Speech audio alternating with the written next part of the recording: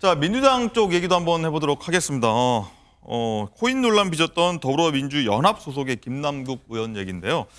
자, 민주당이 야권 비례대표 정당인 민주연합과 합당 절차에 착수하면서 김남국 의원도 민주당의 복당 절차를 받을 것으로 보입니다. 자, 김 의원이 사실 총선 기간에 민주연합에 몰빵해달라, 이른바 몰빵론을 제기하면서 인형탈을 쓰고 선거운동을 하기도 했었습니다. 그 장면 한번 먼저 보고 오시죠. 분석하고 결과를 담고 있는 이 논문을 일저자로 썼습니다. 이모하고 같이. 누구와 같이 썼다고요? 이모하고요. 이모. 제 딸이요? 그렇습니다. 실험을 한 적이 딸이? 있는지. 네. 위원님, 제가 사실 뭐 이걸 잘 챙겨보는 아빠가 아니라 잘 모르긴 하겠는데요. 이모랑 뭘 같이 했다는 얘기는, 논문을 같이 썼다는 얘기 제가 처음 들어봅니다. 이건 최선을 다하겠다는 말씀드립니다. 오만과 독선, 검찰 독재, 사회 개혁의 열망이 어느 때보다. 예.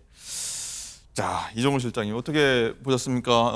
이 복당 관련한 얘기, 그 코인 논란 빚었던 그 당시 모습까지 보셨는데 꼼수 복당이라는 얘기도 있고요. 자, 말씀하셨듯이 네. 더불어민주연합에 지금 꿔주기잖아요. 현역 의원 꿔주셔서 그 기호 때문에, 기호 순번 때문에 네. 이 현역 의원, 그러니까 출마 안 할 현역 의원들을 위성정당에 입당시키는 것 많이 봐왔습니다. 하지만 김남국 의원의 경우에 대해서 그때 당시에 입당됐을 때 굉장히 언론이 비판적으로 바라본 이유는 한 가지예요. 김남국 의원이 안 가도 되는 숫자였어요. 숫자가 이미. 그리고 다른 의원들도 있어요. 근데 다른 의원들은 안 갔는데 굳이 김남국 의원을 포지셔닝 그쪽으로 입당시킨 건 누가 보더라도 이거는 세탁 또는 우회 복당이라는 그런 수순 아니냐 하고 그때부터 이야기가 됐는데 그게 현실화됐습니다. 물론 이제 1개월 후는 의원 신분이 아니지만 그래도 지금 제명 조치가 자연스럽게 사라진 거예요. 그래서 복당이 됐습니다. 그러면 우리가 바라봤을 때 딱 이거죠. 한 손에는 코인으로 하반기에만 7억을 벌었다 이렇게 표현되잖아요. 6개월 만에 7억. 그 다음에 한 손에는 당적. 그러니까 지금 이재명 대표를 포함한 민주당은 코인과 관련된 김남국 의원의 혐의를 사해주고 그다음에 이 김남국 의원은 코인과 그다음에 그 코인도 계속 보유할 수 있고 그다음에 당적도 보유할 수 있는 윈윈의 어떤 그런 그 상황을 만들었다라는 건데 굉장히 씁쓸하지요. 그러면 제대로 반성을 하고 그런 일이 없도록 하려는 어떤 노력이 최소한 175석의 여당한테는 기본적으로 있어야 되는 게 아닌가라는 생각입니다. 네, 장윤주 부위원장, 민주당 내에서는 어떤 생각을 갖고 있는지 궁금한데 일부 당내에서 비판이 나오긴 했었습니다만 소수 의견일 수도 있고요. 어떻습니까? 그렇죠. 당내에서는 여러 가지 이야기들이 나오기는 합니다. 특히 이제 김남국 의원이 더불어민주연합 소속으로 갔을 때부터 혹시 이거 나중에 복당시키려고 그러는 것 아니냐라는 이제 우려 섞인 목소리들도 나온 것은 분명한데요. 당시 더불어민주연합으로 당적을 옮긴 것은 사실 나중에 복당하는 것을 우선순위로 고려했다라고 보기는 어려울 것 같습니다. 당시에는 정말 선거가 절박했고 어려운 선거라는 판단이 있었기 때문에요. 또 김남국 의원이 더불어민주연합으로 들어가서 또 나름대로 위성정당을 위해서 선거운동을 열심히 했다라는 평가도 분명히 받고 있습니다. 앞서서도 식빵 탈을 쓰고 몰빵론 외치는 모습도 네. 굉장히 준엄한 표정으로 하는 거 나오지 예. 않았습니까? 사실 그렇기 때문에 당시에는 또 더불어민주연합에서 나름대로 또 필요한 역할이 있었기 때문에 입당을 시켰다라는 의견도 분명히 존재했던 거 사실인 것 같고요.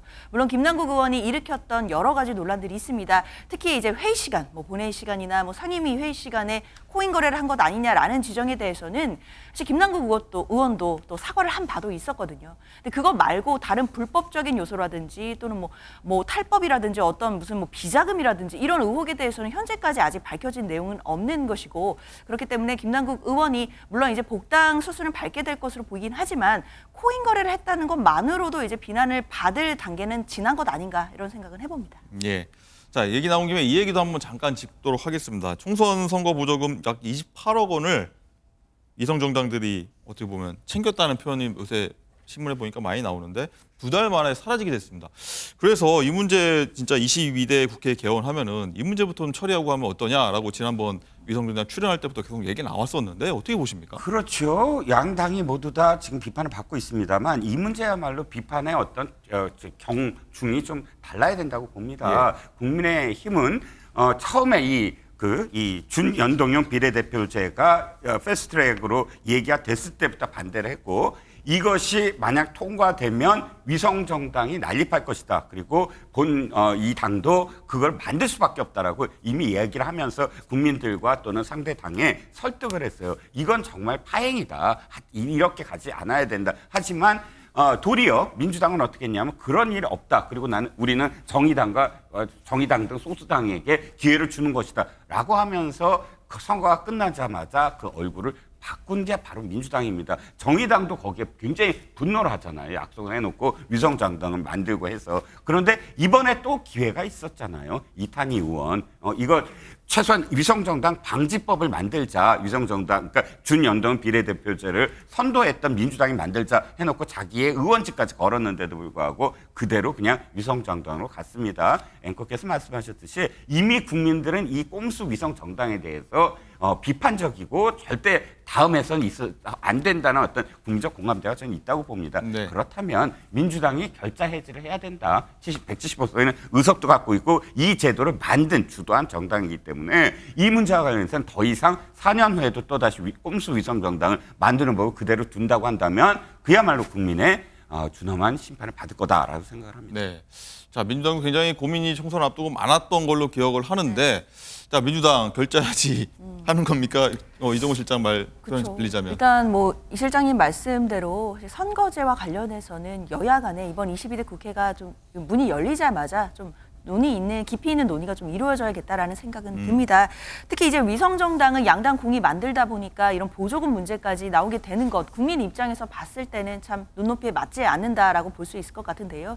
저는 그렇다 하더라도 이 위성정당까지는 뭐 탓할 수는 있겠지만 본질적으로 연동형 비례제 자체가 문제가 있다라고 보기는 어려울 것 같습니다. 결국 비례대표제를 연동형으로 갈 것이냐 병립형으로 갈 것이냐 이 부분은 또 어떻게 보면 선과 악의 구도라고 보기는 어렵거든요. 분명히 연동형 비례제도가 갖는 취지라는 것도 있고 장점이 분명히 존재합니다. 그렇다면 연동형 비례제를 제대로 그 취지를 살리면서 소수 정당의 목소리를 키울 수 있는 방안들을 여야가 또 국회에서 이제부터 머리를 맞대고 해결해 나갈 문제인 것이지 사실 위성정당으로 보조금 문제 이런 부분들이 국민들의 지탄을 받는다라고 해서 연동형 비례제 자체가 나쁘다라는 논의로까지는 저는 확대되지 않기를 바랍니다. 네.